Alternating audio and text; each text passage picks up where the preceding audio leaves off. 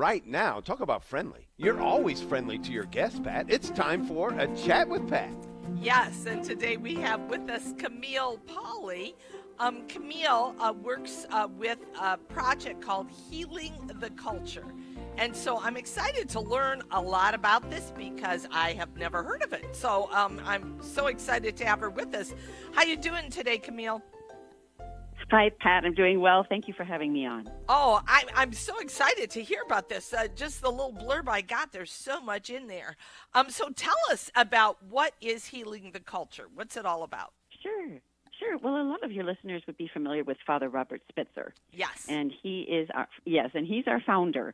So Okay. he started Healing the Culture more than 30 years ago, Oh, and I've been running it with him since then. And the point of the organization is that our culture is really missing the mark on what meaning in life is. mm, And when you have a whole culture that doesn't know what meaning is, they misinterpret happiness and freedom, love, suffering, human rights. They misinterpret all the important words that kind of form your culture. And right. this is what's caused abortion. Yeah, because people think abortion is going to make them happy. It's going to hmm return their freedom. It exerts their rights. It's going to help them avoid suffering. And so what Healing the Culture does is we teach those deeper terms, what they mean, and we teach them from very young. We have a program called Felo and Sophie, which is like a Sesame Street style video Oh, program for kids. uh-huh. Yeah, that kind of helps them learn all those words and what they mean when they're very young. And we have programs for high school kids and college and adults, and almost all of it is free on our website. And we've just revamped and launched a new website, and it's at healingtheculture.org. And people can get all kinds of free resources for their kids, their school, their religious education program. There's stuff for grandparents to do with their grandkids. It's just a lot of fun. Oh, wow. So do you think, are you saying kind of like education is kind of the main focus of this Healing the Culture? It is education, and it's education in a different way. You don't have to memorize statistics or know how to debate with somebody on, slippery slope arguments or Right. political philosophy. This is more helping people to get deeper about who they are. The biggest reason why people are pro-abortion is because they think that the baby is going to threaten their existence, their meaning, and they're defining their meaning in terms like their career, what they're doing for a living, or Right. how they look. Instead of defining their meaning in terms of what they can offer to the world, the gifts that God gave them, right, their ability to love, to be compassionate and self-sacrificial. And so this is really aiming to go deep with people to help them change what that perception is. And that's really what people are looking for the most, is they want to be happy. And, Yep. Aristotle taught us this Right. 2,000 years ago, that everybody does what they do because they want to be happy. And we are kind of the sneaky little organization that goes in and says to people, well, what is it that you think is making you happy anyway?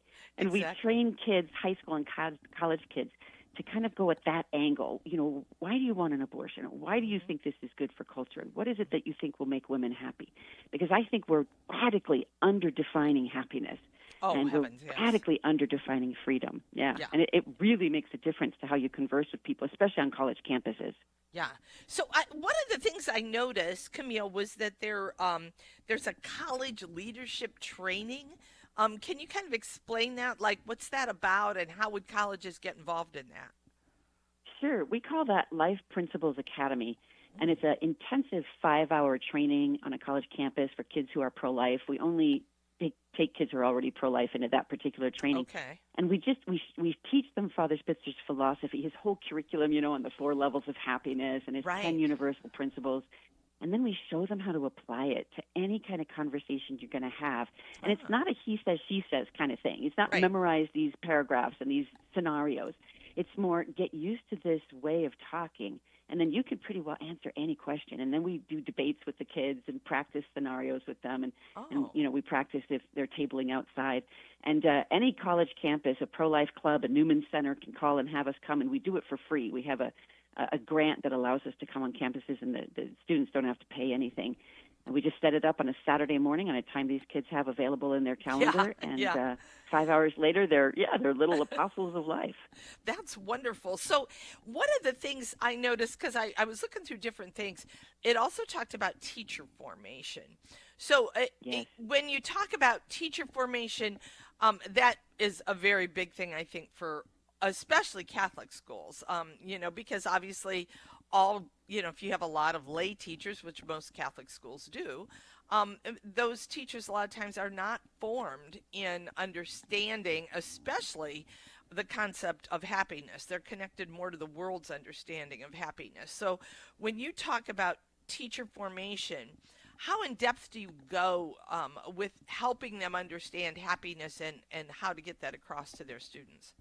I love that you asked me this question, Pat, because the students are going to go the way their teachers go, and sometimes teachers don't realize how much of an influence and effect they have on these kids, and they do. But you're right; a lot of teachers are not formed, and it's not their fault. No. And so we form them. We go deep with them. We teach them these levels of happiness and application, and not just application to the pro-life issues, but you can apply these principles that we teach to any social issue, any moral issue. And they love that. And we start there, and then we sort of say, now let's take a look at the abortion issue. How does this kind of affect, what we think about abortion? And then they start making connections. And we have teachers coming out of this saying, I wish I'd learned this 30 years ago because I had no idea. I'm teaching in a Catholic school. I have no idea why the Catholic Church is pro-life. And they really hate that pro-life segment when they get to it in their chapter or in their semester because they don't know how to approach it. They don't know how to defend it. The kids come up with these arguments they've heard, the pro-abortion movement use on TV, and they don't know how to answer them. This gives them a real grounding for answering those questions. But also it gives them real tools where they don't have to be the only voice. We have free videos, and we have textbooks and all kinds of resources and materials and, activities in the classroom where the curriculum can speak for itself in the classroom. And it works really well with homeschool parents as well. If a homeschool parent wants their child to go through a whole sort of Father Spitzer series of why be pro-life at a teenage level, it's just a really good program for that, or for parish-based religious education school as well. That's wonderful. So you have a YouTube channel, and so what you mentioned, kind of this Felo and Sophie, which is probably more for primary school children. Yeah. Okay. Right. What else can people find on your YouTube channel? And is this something that is open to all ages, college kids, adults that haven't had this type of formation? Can you give us a little insight into that? Yes, very much so. All the videos you can get on our YouTube channel, which you just type in Healing the Culture, and it'll take you right there. You can also get on our website, healingtheculture.org, so depending which format you prefer to go to. Right. But the Felo and Sophie is aimed at 4-year-old, 5, 6, 7-year-olds. And then the high school curriculum is called Principles and Choices. But on that website, on YouTube, our website channel also has a series called Truth in 90 Seconds, because a lot of times people don't have more than 90 seconds, to learn, or they won't give you more than 90 seconds to listen to why you're pro-life. Right. So we digested Father Spitzer down into these little 90-second segments that answer we have 30 of them up now. Wow. Everything from life of the mother, what about rape and incest, what about disabilities, what about the woman's freedom of choice, what about her autonomy, all these various issues. And we get into the euthanasia issues as well. Wonderful. What about pain and depression and all that? So just really easy ways to go on and watch a video a day. And I love how you situate these moral dilemmas that we're facing nowadays, these moral questions, within the context of happiness and purpose and meaning, because otherwise they're just isolated issues. They've got to be connected to something deeper. So that is wonderful. I'm so impressed with what you're doing. HealingTheCulture.org. Yep. Thanks, Camille. Thanks for being with us today. We really appreciate it. God bless you. Have a great week ahead. Bye-bye.